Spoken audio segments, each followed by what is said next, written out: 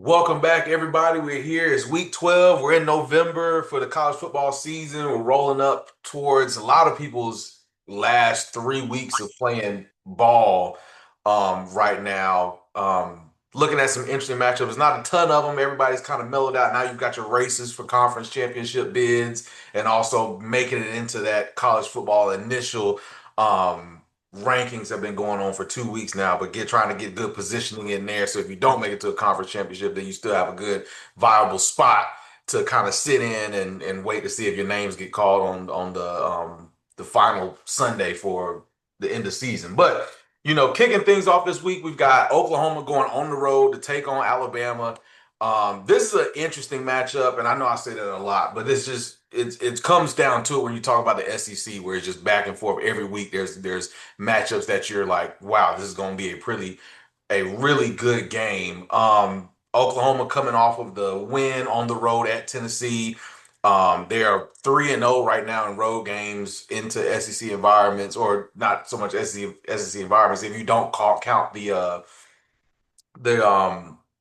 bowl game, quote unquote, the rivalry game with Texas in the middle of the season. But 3-0 on the road, and then you got Bama coming off of a win at against LSU in that one. Both these teams are kind of rounding out into shape. Oklahoma's getting their running game going now. I think I heard a stat or saw a stat that was in their passing attack has taken a dip ever since Mateer broke the thumb. So he hadn't passed for over 250 yards since that injury has occurred. But their running game has picked up significantly. This is a team that the defense is always going to show up week in and week out. It's going to be interesting. But Bama, in my opinion, has looked like I've got three teams right now that truly look like they all could be number one in the nation, and that's Alabama, Ohio State, and then I can't even think of my other one right now. And A&M, Texas A&M. Between as far as talent standpoints, when you look at these teams, so and I mean, Bama's playing the most straight up and down. We are coming into every game focused and doing what we want to do to you. We're not trying to get the prettiest win, but we're gonna do what it takes to win type of ball game. So give me y'all's opinion on this one. I know it's a 3:30 kick right there in Tuscaloosa. This is a really intriguing game to me. What are y'all thinking? Yeah, I'm right there with you, Van. I think Bama's gonna be able to get this one done just because I think since the Florida State game, we've seen the consistency of Bama, and I think we've seen them get hit every single type of way. I think the narrative on this game is just what Bama is getting back to in the aspect of just having all these haters, just waiting for Bama to lose again, just waiting for it to happen, waiting for a team to knock them off. And I'm like, if we were going to Oklahoma like we did last year, I could understand that narrative a little bit more. But the fact they got to come to us, and the fact that we're going to have great control in that game, and the fact that since John Mateer has hurt his hand, he has not been that really great as a quarterback. I was thinking early in the season, if we saw the same type of material against Michigan that we saw, that would be a danger to us because that was same kind of give us type of fits that we had last year. But a big key from last year to this year is Ty Simpson as our quarterback being able to game manage. The only worry about this game to me is just going to be from a defensive standpoint. Can we identify and can we hold up against pressure? If he's not getting pressured, we're Mhm. going to score 28 on this team. Just because I've seen this team get beat. I've seen this team have games where lapses where they just let teams just come run over them. The last win against Tennessee, man, I think really watching that game, it's a tale of two things. A team to me that overall let their defense get them back in the game by just Tennessee overall just letting it go. And Mhm. Tennessee's done that all season long with turnovers. Aguilar just not being the type of quarterback can just close out games. He just gave it back to Oklahoma in so many different ways to where it was just kind of just like, all right, we can't overcome these mistakes. But it's going to be more like Ole Miss Oklahoma to me in this game. Less turnovers, less mistakes from both sides. Just overall, just a juggernaut match. And I don't think Oklahoma's going to have enough consistency to really keep up with Bama. So it's going to be on coaching. Brett Venables' defense, see what they're going to bring up, try to slow down Bama's offense right now. But I think Bama's too strong of a team to let this one go. The one I'm worried about is going to be in a couple weeks. We'll talk about that later, though. Yep. I'm in agreement. Bama gets the win in this game. You know, they I've got a feeling that Brent Venables is gonna probably take a little bit of the playbook that LSU came at Alabama with in the first half of the game last week, because they were throwing some really exotic blitz packages. Sometimes they were coming, sometimes they weren't. Um, they were trying to roll some coverages. I think they were really doing more guessing than anything, and they were guessing right early in the game. But in the second half, after Alabama made some adjustments, which they're, I'm gonna go ahead and call Alabama offensively with Ryan Grubbs a really good adjustment making team at halftime. I'm gonna go ahead and say it. Because what the game plan LSU had was a really good one. They were able to be efficient and not really turn the ball over, not let the game get away from them. They stayed ahead of the chains in the game and still operated very well on third down. I don't necessarily know how you stop a team like Alabama, who's got a quarterback that plays as efficiently as he does, has an offensive line that holds up as good as they do, and a coaching staff that makes adjustments as well as they do. Those three things right there by themselves offensively put Alabama in that elite category, in my opinion. Now, statistically on defense, while it doesn't look great, we're taking the ball away. I mean, the rate that we are turning the ball over, or that we're taking the ball away from the offense, is really strong. I think Bama might be top five, top 10 in the nation in takeaways. And they're really good on third down defense. Now, the only thing that I don't like, I still don't like it, is uh, their run defense when they're playing a team that is committed to running the ball. But even just because I don't like it, don't mean that Bama can't do it. I just think that's probably one of our most glaring weaknesses. That if you get the right back, if you get the right offensive line, if you get the right team that that wants to take possessions away from you, but still be able to move the ball and burn clock, that's probably going to be our kryptonite whenever it does happen. So I don't think it's going to be this week. Um, Venables is a good enough of a defensive coach to keep this game close, kind of like LSU did last week. But I think Bama ultimately pulls away, and it's a double-digit win at the end. I'm talking about minimum 10, probably somewhere in the 13 to 17 point range. That's all said and done.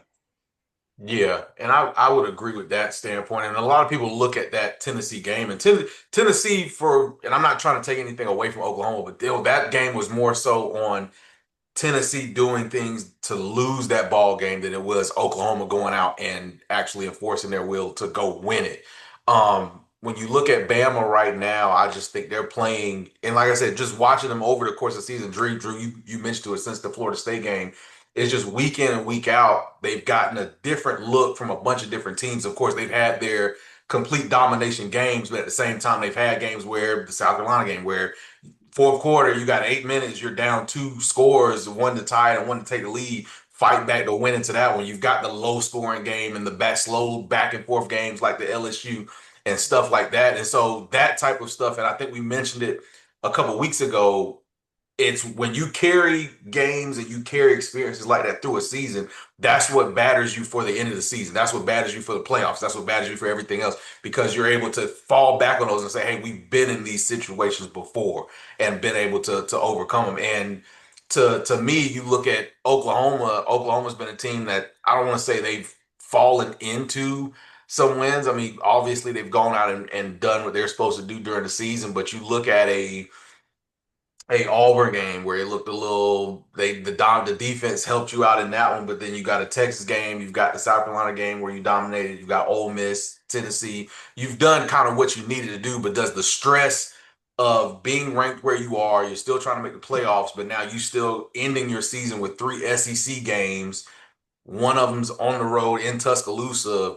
Does that start to weigh on you against a team that's been proven throughout the year? So like I said, it's going to be a real interesting one. I want to see Todd Simpson, who, in my opinion, is probably playing as the best quarterback in the nation right now, week in and week out, as far as knowing what you're going to get, confident in the system that he's working in right now, everything in between. And this receiving core is kind of rounded into shape. You know what you're getting from them game in and game out. You know who your go-to guys are. Bernard, I think, is taking over that kind of 1A slot. A lot of people won't admit it, but as far as production wise, you know what you're getting from him every single week. So to me, I've got this game being it could be, I think just because of Oklahoma's defense and who Venables is, it won't be one of those 30-point games, so on and so forth. I got them as a 23-10 win. I just think the defense for Bama will come to play. I think what'll happen is it'll be an early lead for Bama. They'll hold on to it and then get another score late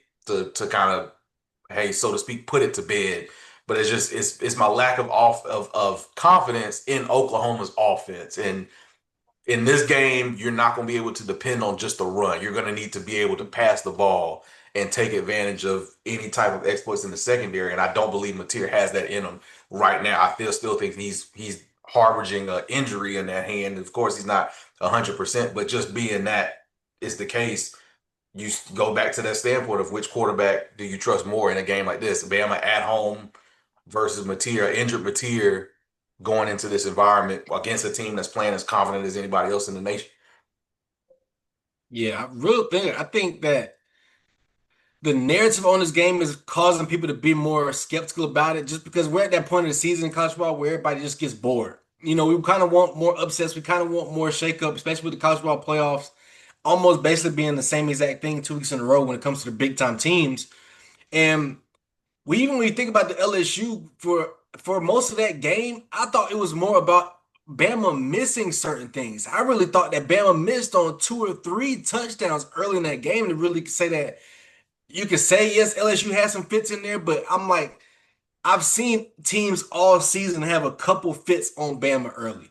We had some issues with Missouri and they pass rush. We had some issues with South Carolina and they pass rush. We had some issues with getting things going in the run game all season. But to me, if you can't consistently get to Ty Simpson, it's too dangerous of an offense.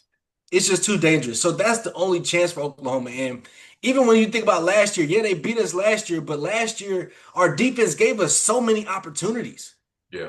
So many opportunities, so many stops. It was the fact that Jalen Milroe just had a goose egg of a performance and threw, I want to say, 2 interceptions and had a fumble, like something like just where he just gave the game away.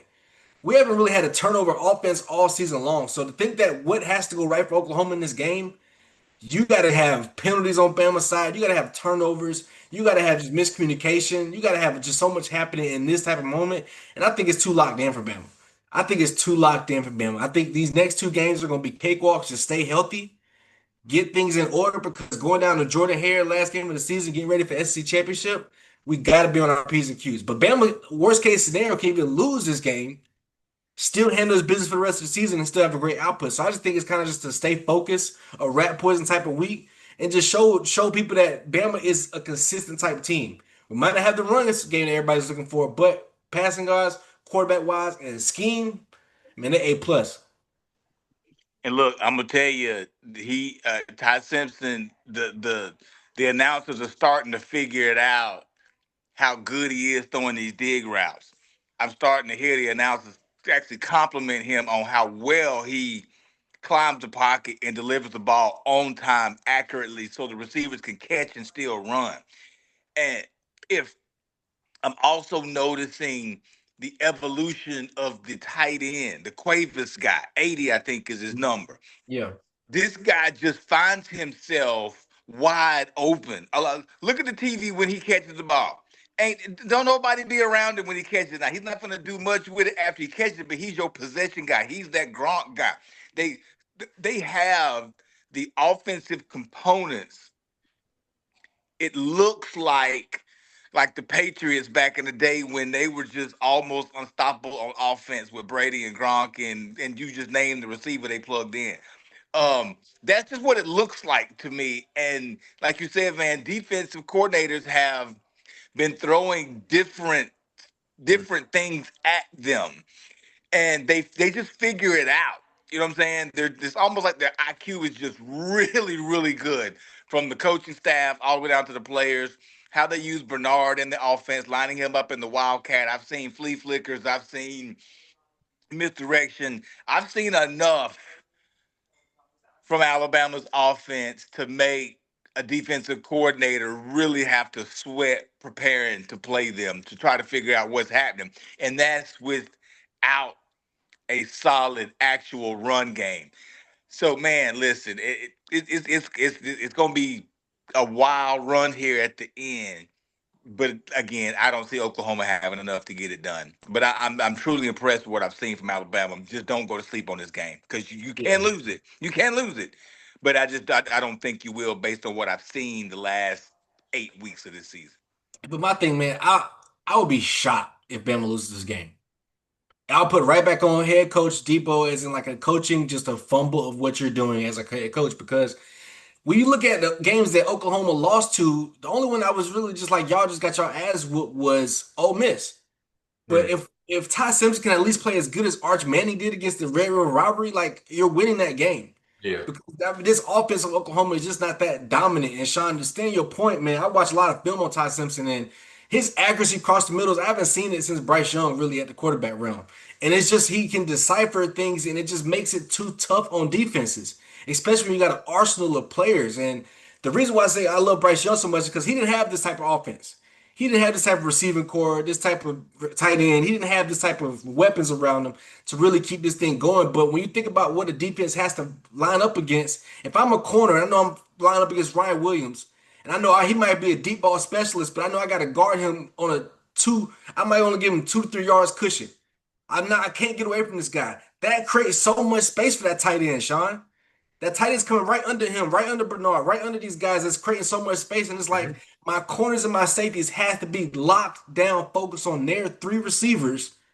You can really sub in number 17 for a fourth receiver. I got to be so locked in on them. The tight ends, these running backs, his check downs, man. Ty Simpson has too much at his arsenal. As long as he's not getting sped up and he can read these defenses, there's no team that's going to stop this except for Ohio State just because they were able to put the talent on the field to truly lock down everybody and Mm. still get a blitz going on. So Brent Venables is we believe him to be the defensive mind to create something to give his team some advantage on defense, but I haven't really seen this team, Oklahoma, be able to compete with the top team like Alabama this year. And it took me 10 weeks to get able to say that for Alabama after that Florida State loss. But I truly believe we are finally here, and I can watch the team in confidence and say, you know what? As long as we're not getting sacked and turning the ball over, roll tide, baby. Roll. Yep, yep. Well, hey, that's a great breakdown. I think it's going to be an interesting game. I think this will be a definitely one that this is a prime time slot. You got to tune into it just because of the implications of it being two teams that are ranked where they are with everything left still in front of them for this season, especially going to Atlanta. So, which think about a quarter of the way through the season, it's kind of funny to see who all has kind of leveled the storm or leveled the ships for this season. But until then, hey, y'all leave y'all comments, give us y'all's predictions, hit the like button, hit the subscribe button, leave a comment down in the bottom. Until then, stay tuned for our next video. We got another SEC top 10 matchup to break down, so we'll get into that one next. Until then, we'll see you.